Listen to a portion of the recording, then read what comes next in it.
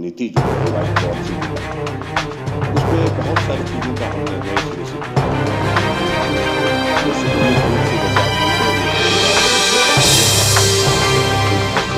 प्रश्नकाल आरंभ। स्थगित प्रश्न संख्या 3732 माननीय सदस्य श्री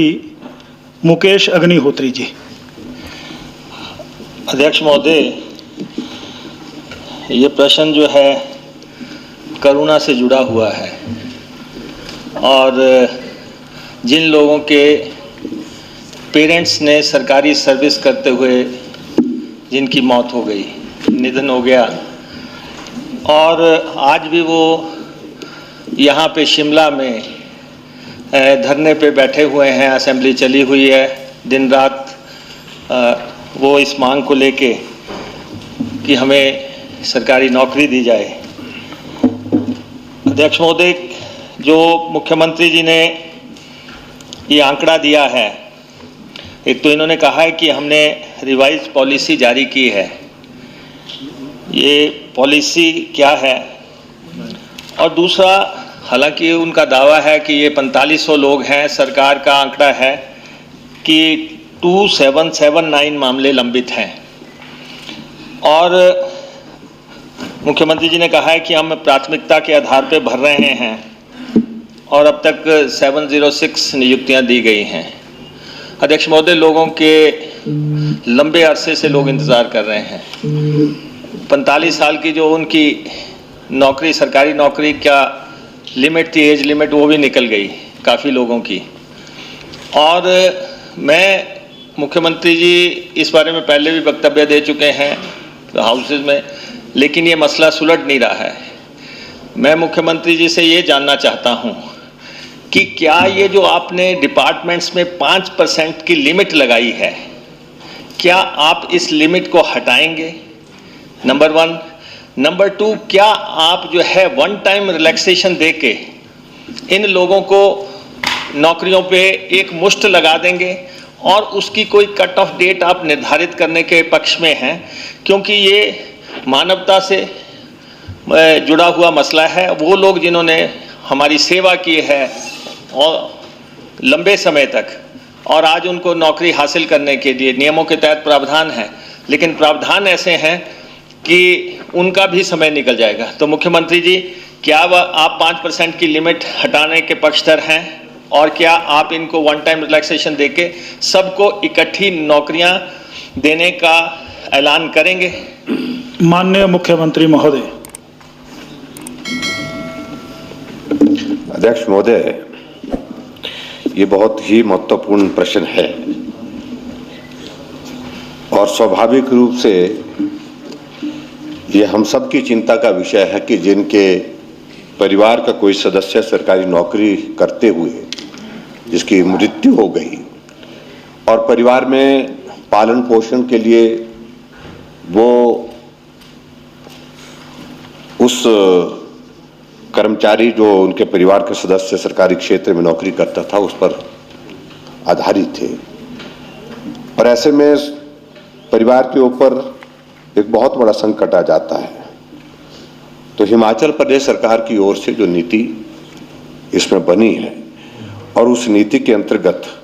हमने अपनी सरकार बनने के पश्चात इस विषय को बहुत गंभीरता से लिया और उसमें आगे बढ़कर के काम करने की कोशिश की।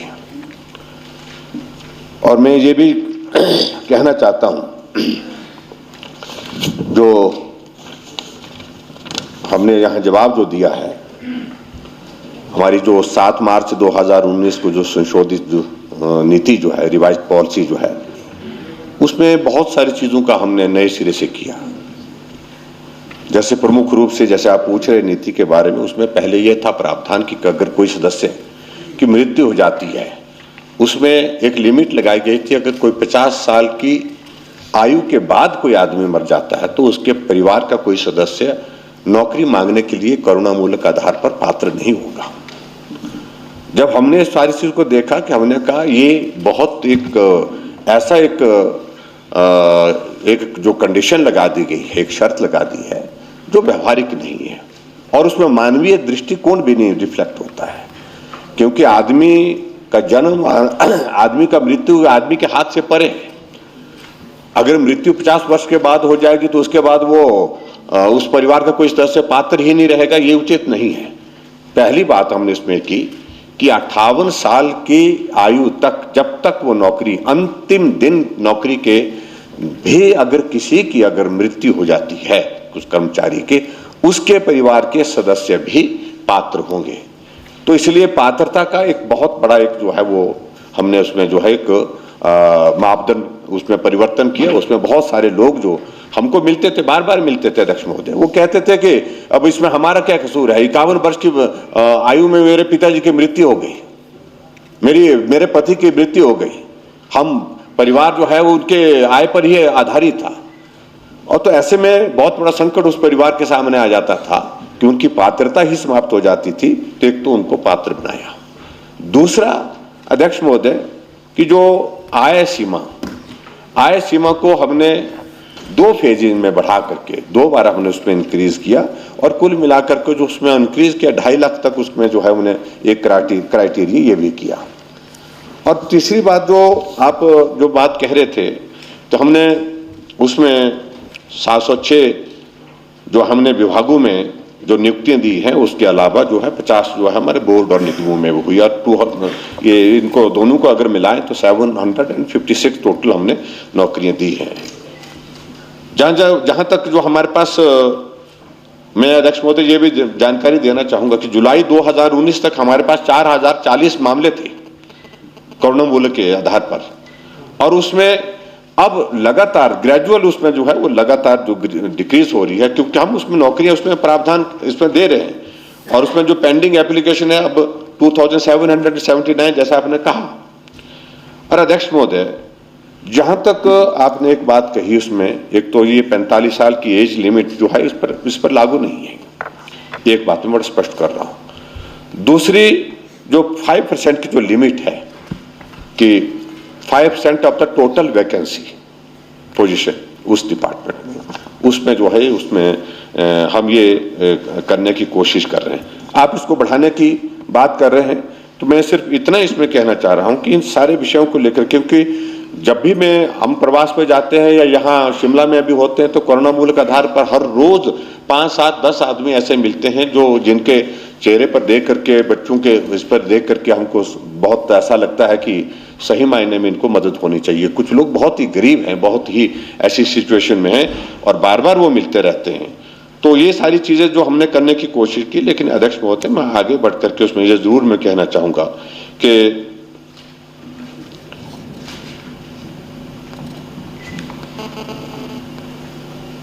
आने वाले समय में इसकी गंभीरता को देखते हुए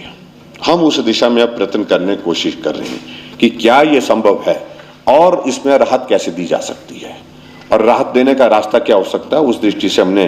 तय किया हिमाचल प्रदेश में कि जो है एक कमेटी कॉन्स्टिट्यूट करेंगे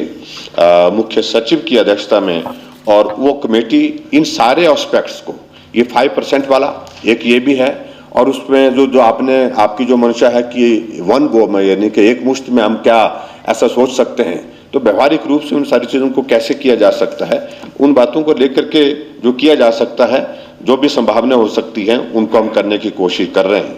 और जो खास तौर से इसमें मुझे ये भी जरूर कहना है कि जो क्राइटेरिया को लेकर के जो इसमें कुछ चीज़ों को लेकर के कोर्ट में भी मसले गए थे, जैसे हाई कोर्ट में मामला गया था,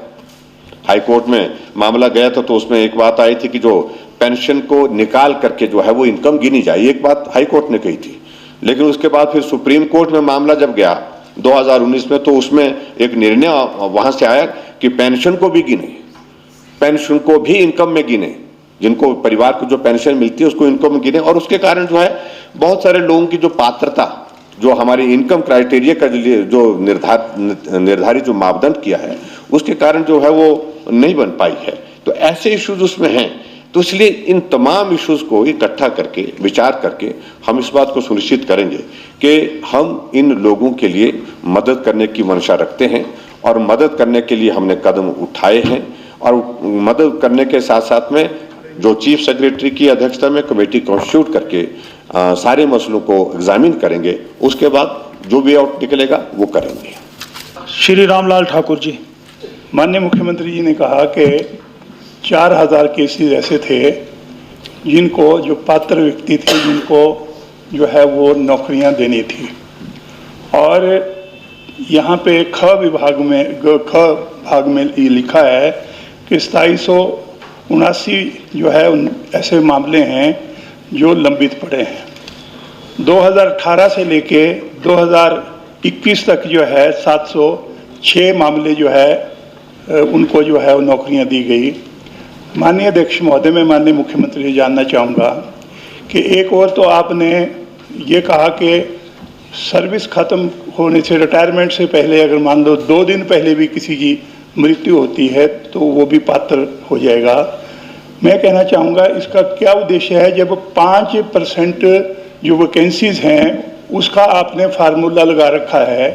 तो आज की तारीख में अगर देखा जाए तो मैं माननीय मुख्यमंत्री से जानना चाहूँगा कि टोटल जितने भी पात्र व्यक्ति हैं जिन्होंने जो है वो एप्लीकेशनें दे रखी हैं, जिनके मामले विचाराधीन हैं, उनमें से कितने हैं जो ओवरेज हो गए, ये बता दें आप। माननीय मुख्यमंत्री महोदय। अध्यक्ष महोदय, एक बात को मैं बड़ा स्पष्ट करना चाह रहा हूं कि ये 5% की एक लिमिट रखी गई है, वो पूर्व से ही चली आ रही है, पुराने समय से चली आ रही है। विचार करने का विषय ये निश्चित रूप से होगा, क्योंकि मामला जो है ये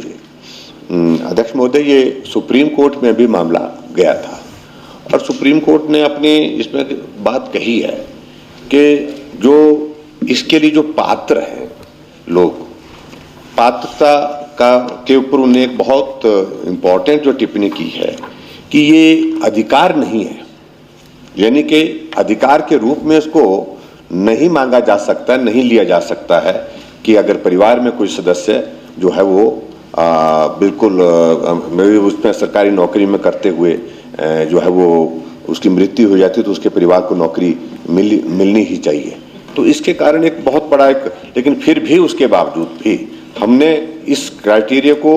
बना करके इसलिए तैयार किया ताकि ऐसे लोगों की मदद हो। हमारी मदद मंशा करने की है।